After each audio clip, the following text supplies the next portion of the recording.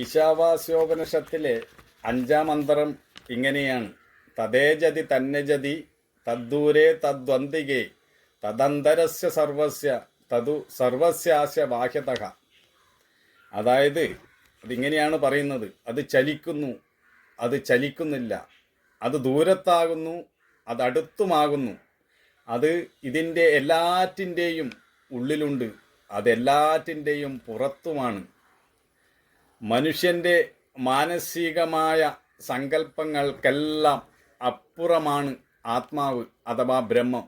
അതിന് ഒരു പരിധിയുമില്ല, ഒരു പരിമിതിയുമില്ല. എല്ലാ വൈരുദ്ധ്യങ്ങളെയും അത് ഏകക്ഷണത്തിൽ ഉൾക്കൊള്ളുന്നു. അതേസമയം തന്നെ അതെല്ലാറ്റിനെയും അതിക്രമിച്ച് നിൽക്കുകയും ചെയ്യുന്നു.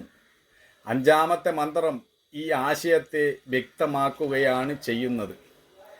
പരസ്പര വിരുദ്ധമായ കാര്യങ്ങളാണ് ഇതിൽ പറയുന്നത്. ബ്രഹ്മം എല്ലാ വൈരുദ്ധ്യങ്ങളെയും ഉൾക്കൊള്ളുന്നതിനാൽ ഇങ്ങനെ പറയുന്നതിൽ തെറ്റില്ല. ബ്രഹ്മം ചലിക്കുന്നു, എന്നാൽ ചലിക്കുന്നില്ല. അത് എല്ലാറ്റിൻ്റെയും ഉള്ളിലാണ്, എന്നാൽ അതെല്ലാറ്റിൻ്റെയും പുറത്തുമാണ്.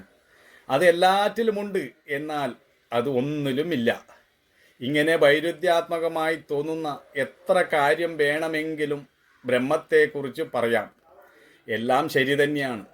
ബ്രഹ്മം ഏകക്ഷണത്തിൽ തന്നെ എല്ലാ സ്ഥലത്തും എത്തിച്ചേരുന്നു. അത് ചെറുതും വലുതുമാണ്. അതെല്ലാറ്റിൻ്റെയും ഉള്ളിലിരിക്കുന്നു. അതേസമയം തന്നെ എല്ലാറ്റിനെയും തന്നിൽ ഉൾക്കൊള്ളുകയും ചെയ്യുന്നു. അതിന് ചലനമില്ല, എന്നാൽ എപ്പോഴും എവിടെയും വ്യാപിച്ചു നിൽക്കുന്നത് കൊണ്ടും അത് ചലിക്കുന്നു. ചലിക്കുന്ന വസ്തുക്കളിലെല്ലാം ഉള്ളതുകൊണ്ട് ആണ് അതിനെ ചലിക്കുന്നു എന്ന് പറയുന്നത്. നമ്മുടെ എല്ലാം ആത്മാവായ അതുകൊണ്ട് അത് അടുത്താണ്. എന്നാൽ അജ്ഞാനത്താൽ അത് നമുക്ക് ദൂരത്താണെന്ന് തോന്നുന്നു. അത് അകലെയാണെന്ന് തോന്നുമ്പോൾ നമ്മൾ അതിനെ വളരെ ദൂരത്ത് നോക്കിയിട്ട് പ്രാർത്ഥിക്കുന്നു. ഈശ്വരൻ ആകാശത്താണെന്ന് ചിന്തിക്കുന്നു, ആകാശത്തേക്ക് നോക്കി പ്രാർത്ഥിക്കുന്നു. എന്നാൽ അത് അത്യധികം അടുത്താണ്, തൻ്റെ ഉള്ളിൽ തന്നെയാണ്. സനാതന ധർമ്മം നാനാത്വത്തിൽ ഏകത്വം കാണാനാണ് പഠിപ്പിക്കുന്നത്. എല്ലാറ്റിലും ഈശ്വരനെ കാണുക. ബ്രഹ്മത്തിൽ നിന്നും ഭിന്നമായി ഒരു പ്രപഞ്ചമില്ലെന്ന് ബോധിക്കുമ്പോൾ, ഈ നാനാ വസ്തുക്കളെല്ലാം കാണുമ്പോൾ അതിൽ നമുക്ക് ഏകത്വത്തെ ദർശിക്കാൻ കഴിയും. എല്ലാറ്റിനും ഉള്ളിലും പുറത്തും എല്ലാറ്റിനെയും അതിവർത്തിച്ച് നിൽക്കുന്നതുമാണ് ബ്രഹ്മം. അത് സ്വയം പ്രകാശമാണ്. അതിൻ്റെ പ്രകാശത്തിൽ മറ്റെല്ലാം പ്രകാശിക്കുന്നു. ബ്രഹ്മത്തെ നിർവചിക്കുവാൻ വാക്കുകളില്ല. അതിനെ താരതമ്യം ചെയ്യുവാൻ ആവുകയില്ല. കാരണം താരതമ്യം ചെയ്യണമെങ്കിൽ മറ്റൊന്നുണ്ടായിരിക്കണം. അത് ഏകമായതുകൊണ്ട് താരതമ്യം ചെയ്യാൻ സാധിക്കുകയില്ല.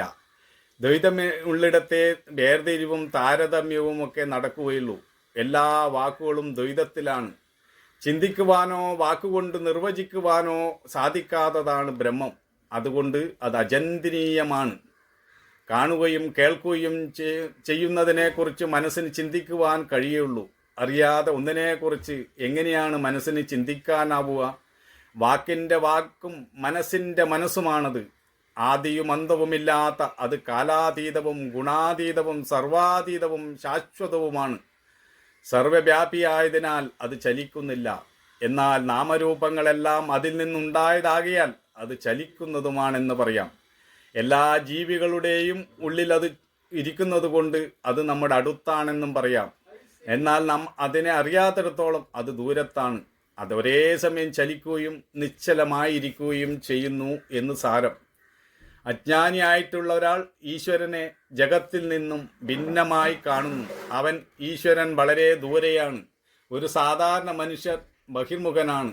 അവൻ ബാഹ്യലോകത്താണ് വ്യാപരിക്കുന്നത്. അതുകൊണ്ട് അവൻ ഈശ്വരൻ എന്നും ദൂരത്താണ്. ഈ അജ്ഞാനം മാറ്റി തന്നിൽ തന്നെ ഈശ്വരനെ കാണുക. അപ്പോൾ എല്ലാവരിലും ഈശ്വരനെ കാണാൻ കഴിയും. എല്ലാറ്റിനെയും ആദരവോടും ബഹുമാനത്തോടും കൂടി കാണാൻ കഴിയും. ഈ ഒരു ആരാധനാ രീതിയാണ് സനാതന ധർമ്മത്തിലുള്ളത്.